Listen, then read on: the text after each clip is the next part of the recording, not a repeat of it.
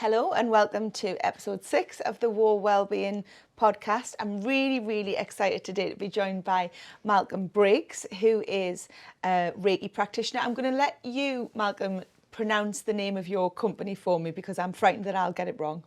It's called Namikier Therapies. Namikier Therapies. Did And I get that right? Yeah, do you want to know the reason behind that? Yes, I'd love to know. When I was trying to think of a name, I was on for weeks trying to think of the name. And my wife, who's a vice principal at college, she thinks of like loads of different things on a daily basis. And I said to my wife, I can't think of a name for my company.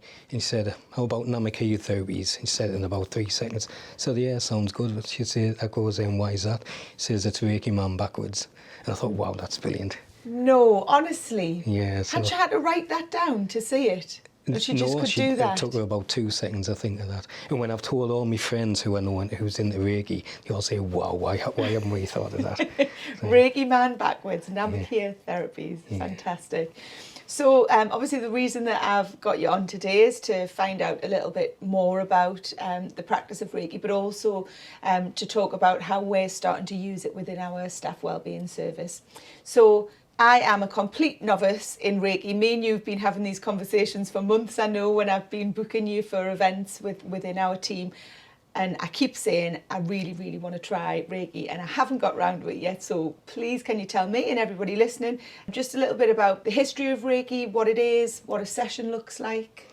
Yeah, certainly. I'll start by saying everybody has to experience Reiki. It's so powerful, and hopefully you'll get that from this interview. But if I can start that answer by how I got into Reiki and my journey. So me and my wife, we like going for massages, probably go once every 6 to 8 weeks, something like that. It's our little treat. We don't go out drinking very much. So we went for a massage. It's about 15 miles away in Durham. So we had the massage. And I said to my wife, we need to find somewhere closer. It wasn't too far, but we need to find somewhere closer. So she agreed with us. At that time, I'm not really into social media. I've got a Facebook account, but I don't really do that. But on that day when I said, like, we need to find somewhere closer, it popped up on my Facebook account saying... oh, it's clever, the old Facebook, isn't it? It popped up on my Facebook account saying, like, sort of, there's a, like, massage therapist in Wingate, which is like the next village, like, sort of next to Hutton, anywhere I live. And I thought, wow, what a coincidence, but I know it's not a coincidence now. No, it's not. But nothing to do with like sort of Facebook. It's to do with like sort of everything happens for a reason. Yeah. It's a universal sign. So that popped up. So like we got in touch with like sort of the woman, the therapist. So we arranged a session. So I dropped my wife off. She had a session, picked her up and said, "Oh, absolutely amazing, like sort of massage." So I then went in for mine. She like sort of wife dropped me off. Went in for my session. And in that 15 minutes, it just totally changed my life. It was like sort of so powerful, the things I saw, the things I felt. And it's something everybody needs to experience, and hence the reason I've gone on my journey. And straight after that, I did all my training in Reiki. So there's 3 different levels. You become a Reiki student. Obviously, that's when you're learning, but you can't practice on people. You then become a Reiki practitioner, and that's when you get like sort of your next level, and you actually go out and like sort of, you can do it on friends and family. Okay. And then after that you become a Reiki master, what I am, which is the top level. I don't do the teaching side of it, so you can become a Reiki master and a teacher, where you actually teach people. I'm not ready to teach. I don't want to do that part yet. I just want to help people. Yeah. So I actually just do that part of it at the moment. Fantastic. So how long ago was that?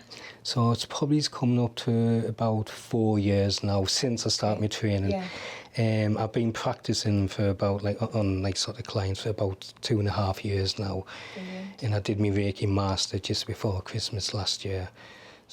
So what if a client walks in to see you for a Reiki session, first time ever, what's that session going to consist of? What's it going to look like for them? So I'm a mobile therapist, so I do here at the trust. I go out to people's homes. That was just kind of accident how I got in there. I didn't have a premises at home to start and do it. I've got 2 cats and a daughter at home, so I couldn't really do it at home. So I go out to clients on an evening and weekends. Like I say, it's that important to me, Reiki, to try and help people. So I've got a full-time job, but I want to do more to help people. So basically, I take all the equipment, which for a Reiki session isn't much. I've got my bed, and like sort of really nice comfortable bed, comfortable blankets. I take crystals. You don't need crystals. I've got singing bowl and crystals and things like. You don't need them, but it does help like sort of relax it, like sort of client more. Yeah. So I could sit here and give you Reiki right now just by talking to you. You don't need to go into a setting. You don't need crystals, but it does help to relax the client like sort of a little bit more. So yeah, they'll just go in, they'll lie on the back on the bed. I'll pop a blanket over them if they want it. Got a nice electric blanket and all, keep them warm. An eye pillow, just to keep the light out to help them relax more. And like I said, I'll just lie in the back. So in relation to the session, what I'll be doing, I'll explain a little bit more what Reiki is, but in the actual session, I'll be putting my hands on them, but I don't actually need to touch them. I can do it like sort of hovering over the body. Yeah. You can do distance Reiki as well, where you don't need to be in the same room. People do that. I've done it myself, and it does work because Reiki is that powerful. It's actually more powerful when you're not in the room with them as well. But yeah, so I'll be putting my hands on them. I'll just hovering over them. I'll be moving around the body. The session lasts about an hour. So I'll be reading their aura, which I can do. I'll read like sort of what the aura is like. You've also got things inside the body called chakras, if you've never heard of them. So I have, but I don't know what one is. Yeah, so basically, in simple terms, these are just like sort of wheels of energy spinning really fast in your body. They're not physical things in your body. They're just like sort of parts of your body. What's like wheels of energy, and what they do, they help to rotate like the energy around your body. What happens because of stress or illnesses or whatever's going on in your life, these can cause your chakras to be blocked, and that's the purpose of a Reiki practitioner master, to unblock these chakras, to get your energy moving around your body. So what I'll be doing, I'll be hovering over the body, and as part of the session as well, it's say you've got your crown chakras blocked, which is in your head. That's the one what's connected to the universe, that lets the universal energy through your body. I can be holding your foot, I can be touching your foot, and it'll rotate your like sort of crown chakra. I don't need to be working on a specific part of the body. I just need to be touching you, hovering over you somewhere, and Reiki does what it needs to. Reiki comes into your body, and Reiki does what it needs to. All I am is a conduit for universal energy. I'm letting the Reiki energy into your body, and the Reiki energy does what it needs to do. Do you think only specific or certain people could be a Reiki practitioner? No, because of that? No? Absolutely anybody can. I suppose you've got to have an open mind, because it's a spiritual like sort of therapy. It's about the universe. It's about energy. So you've got to have a little bit of open mind. I mean, you couldn't go every night down the pub and like sort of wake up the next day and like sort of do Reiki, that type of thing. You've got to want to do it. Yeah. And like I say, when I was in that session for 15 minutes, it changed me, and I thought, I want to do this. And a lot of my clients who have like sort of threat, they thought, wow, this is absolutely amazing. And some of them have gone on to like sort of do like the level 1s and level more. 2s. Yeah. So. Fantastic. So what's the history of it? Where has it come from as a practice? Yeah, so it was developed by somebody called Mikao Sui, and that's the type of Reiki I do with Sui Reiki. Right. There's different types. There's like sort of Mary Magdalene, like sort of Reiki. There's different forms, but all around the same Similar concept. Type of thing as with yoga, I suppose. Yeah, that's the type of thing. So yeah, it was around about the 1900s when it was it developed. And then later on, probably the 1940s, and that's when it was brought to like sort of a Western world. But yeah, like I say, this guy, short story, he went up a mountain for 21 days fast, and on the last day, he got these Reiki symbols, and that's what you get throughout, like sort of, as you train to be a like sort of Reiki practitioner or master, you get different levels, and you get different like sort of Reiki symbols. And throughout the session, that's something I'll be doing as well. I'll be drawing these Reiki symbols like sort of over you, which help like sort of heal the body. So yeah, essentially that's where it came from, like sort of in the 1920s. It was developed and brought in the Western world. Great. And in terms of kind of practical use for people who, I imagine a hell of a lot of people come to you these days with stress as being a big problem in their life, or maybe depression or anxiety.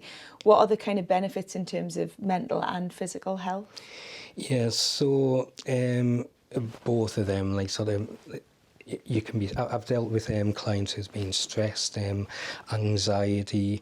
I've even like sort of dealt with a client who was was actually my Reiki master's son, who I did a session on, and he's got like sort of, I think, Down syndrome, and not really severe, but like sort of like sort of changes in effect in him when like sort of he had a session. It's all about making yourself like sort of relaxed. If you take Reiki out the equation, if you're relaxed, you're not stressed. Yeah. And that's what Reiki does. It just, no matter what's going on in your life, it's like, it helps you to like you. totally relax.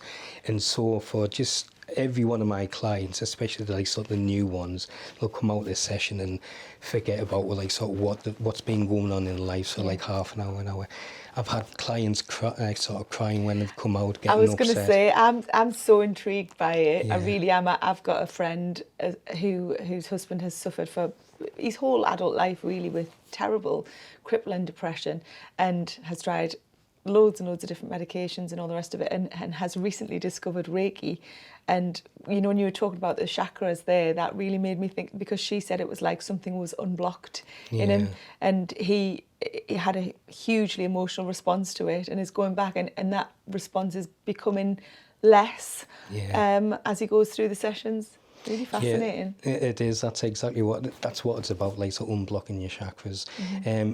Even if you're the happiest person in the world and you went into a like sort of Reiki session, Reiki will do what it needs to do. There's nothing negative about like sort of Reiki. I did have one sort of client. I also work at a hotel as well on a weekend, and like sort of I did the husband, and afterwards I did the wife, and like sort of he phones the next day like just to see how it like. What have you done to me wife? Yeah. Well, he actually did say that. He says she woke up and she wanted to kill us, but there's nothing negative about Reiki. When he phones back a couple of days later, she said she was absolutely amazing, felt so relaxed. What that was, it was a Reiki getting deep inside her, getting out all of that, releasing the negative energy, and then like sort of she was back to, well, better than normal. So like I said, there's absolutely nothing about like sort of negative about Reiki. So just briefly, before we kind of move on to how we're starting to use Reiki within the trust now, just briefly tell me a little bit about these colours that you tell me about. I bumped into you, didn't I, in NSEC, in the Wellbeing Centre, and you came over and told me it's not an aura, is it? What's it called? It is an aura. It is an aura. Right, so when I came in, I saw that you were like sort of green, I can see the yellow. So like I just mentioned there about vibrational energy, some people can see colours, I feel the colours. So what I'm doing there, I'm picking up on like sort of vibrational energy of you, which is like sort of blue at the minute, sorry, green at the minute. So it's that's all I'm doing. If you can imagine a radio or TV, like all them are doing is picking up a vibrational energy. So they're picking up like the vibrational energy of EastEnders. That's how you're getting it through your telly. So that's what I'm doing. I'm like a TV. I'm just picking up on your energetic vibration, what's surrounding your body. And so if you hear people who's psychic or can tell the future or whatever, they're picking up on vibrational energy. I can tell you some things, the things I've seen when I like sort of treat clients as well. So I see things, what's going on in their lives. So it's all energy. You know, it's so interesting. I think, do you encounter lots of skeptics? I'm wondering whether people listening to this, because I'm going to admit to you now, there's a part of my brain that's going, what? You know, do you have a lot of those conversations with people who kind of come back at you about it? No, for the simple fact the clients come to me. Yes. So you're preaching to the choir a little bit. Yeah, that's it. Yeah. The people who, even if they don't know like sort of what Reiki's about, they come to me. I mean, for example, one of me like sort of, I did a few taster sessions at my local gym probably about 6 months ago. And then one of them dropped out. These were only half an hour sessions. So like sort of Leanne from the gym owner quickly grabbed somebody off the like sort of gym floor. Yeah. And she said, oh, can you come in and have this Reiki session? And she's going, and I'd seen this person, I didn't know who she was, but she was very, very like sort of uptight, and not, she wasn't a nasty person. Sometimes maybe people don't want to release their emotions. Yeah, and that's don't think they need to. Yeah, they don't realise. But so Leanne grabbed this like sort of girl off their like gym floor, so I took her in the room, and it totally, even when she came out of it, you could see that when I've done a Reiki session with somebody, I can see it in the eyes, I can see the Reiki come out of the eyes, and I could see it like sort of coming out of her demeanour, her aura, everything was so different. And even the people, like she came to the reception, said that was so amazing, and I can't remember her name now, but she says, "You're smiling, that's the first time I've seen you smile." She had a beam and like sort of smiling. I think, I mean, when we first started discussing providing some alternative therapies through the Wellbeing membership offer, I'll name check him here, I'll out him. My boss, Chris, decided that he was going to be the guinea pig for our team, didn't he? And he was going to try it out. I think it's fair to say Chris probably isn't the most spiritual person I've ever met, and he just thought it was fantastic, and since then I've only had great feedback from all the sessions that we've run with you. Yeah, I was just going to say Chris actually had Reflexology, but he would have been getting the Reiki as well. So I do Reflexology as well, like sort of as another treatment, but people do get the like sort of Reiki. The benefits of the Reiki at the same time. It won't be as powerful as getting like a full Reiki session, but you'll still get, again, both of you will be getting Reiki now, like just sitting here listening. I definitely feel a bit more chilled than I did half an hour ago when I came into this room, I'm not going to lie. So you've recently started running these sessions for us as part of our Wellbeing membership offer. I know there's a large part of the membership who kind of join the membership. I mean, at the end of the day, it's only £1 a month, but they join it for one specific thing. So I've got a kind of group of ladies who I teach the Pilates to, and they've joined only to use the Pilates, and we've got the same for the yoga teacher, etc., etc. And I think since we put this out that we were going to be offering kind of regular Reiki sessions as part of the membership, we've had a bit of a spike from people who probably, just you couldn't get a Reiki session for that price. It's fantastic. Why do you think it's important that alternative therapies like this are offered to NHS staff? Me talking from a personal reason, I know how powerful they are. I know how they can help people. People on a like sort of, again, Reiki is all about helping a person like sort of relaxing. If you relax, you de-stress, your immune system goes up, you help heal yourself. So if you're on a cancer journey, for example, I mean, if you're relaxed and you're feeling better about yourself, it's that positivity. I'm not sitting here saying it's going to cure you. No, I'm not saying, but if you're relaxed, if you de-stress, you're going to feel better about yourself. It's another support pillar, isn't it? Yeah, that's it. So they help people. And like I said, I know the work, and you can ask anybody who offers like alternative therapies. We're not here just to kind of like sort of put something out there. It really, really does work, and it's so powerful. Like I say, yes, I'll never say you don't need medication and like surgery, that you always will do. But like alternative therapies help heal you like after a surgery, or can even like help, like sort of say you've got a poorly knee or whatever it is. Reiki can help you. I've had clients who's like sort of come in for a session, like sort of for one example, he said he'd never been able to move his neck for 20 years like properly, and had a Reiki session with me, and he was moving his neck, not like sort of fully, but he said he's never been able to move his neck like that for 20 years. And it's just like sort of loads of examples like this. And people like that who have the sessions, again, they don't know what Reiki is. It's not as if like sort of it's a placebo effect. It's like when I had my first one, I didn't know what it was, and it changed me.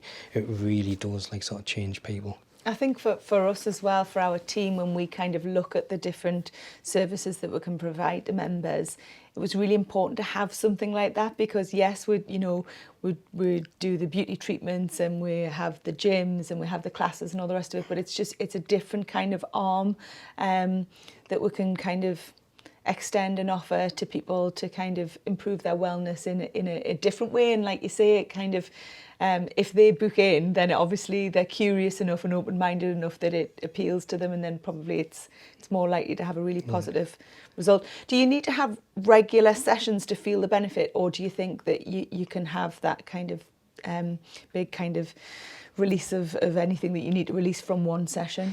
It depends what's going on. I feel I don't see things, I feel things, I feel energy. So I think people are kind of like sort of, if you've had a session, you know when you need, if and when you need another one. You can have Reiki as often as possible. I do Reflexology as well, but you can only have that like once a week, so you don't have any adverse effects because you are physically moving like sort of like parts around your body, like sort of blood, like sort of badness, what's in there. Whereas Reiki, like I say, it's all positive. You could have that like sort of every day if you wanted to. I do self-reiki on myself as well. My wife gets Reflexology like sort of once a week, so and she gets a Reiki as well. I give it to me cats.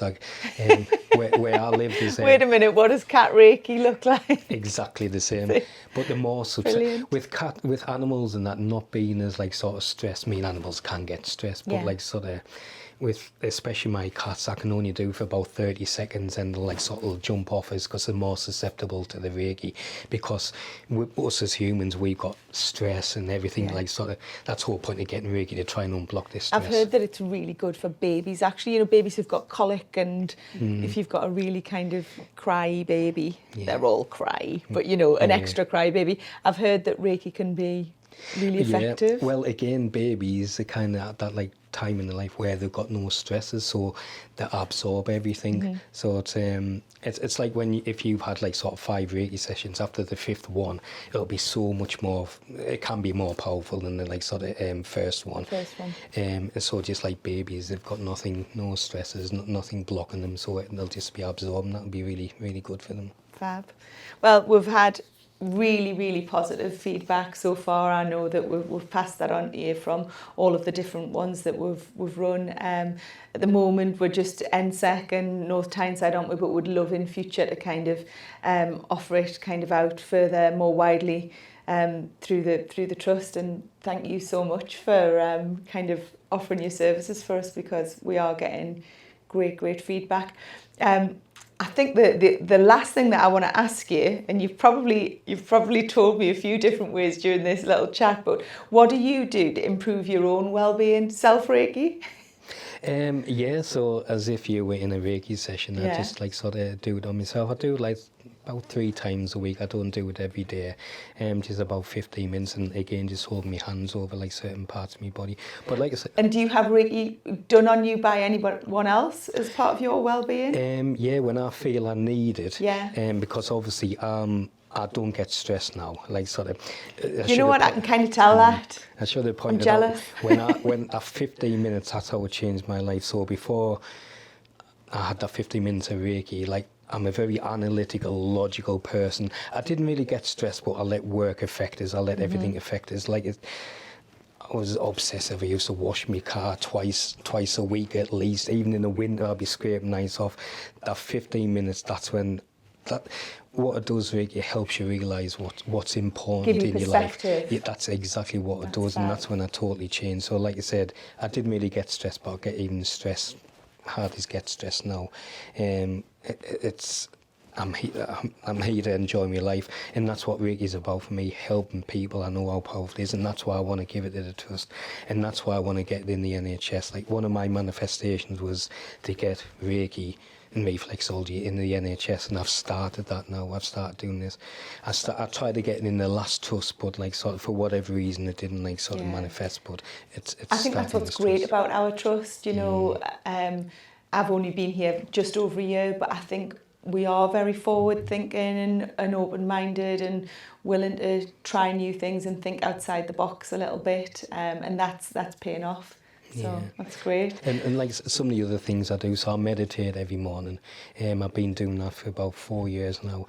And just the thing on meditation, a lot of people try to meditate and they give up. I do, and I'm rubbish at it. I know you're not supposed to say you're rubbish at meditation, but I just always end up thinking about everything that I've got to do that day.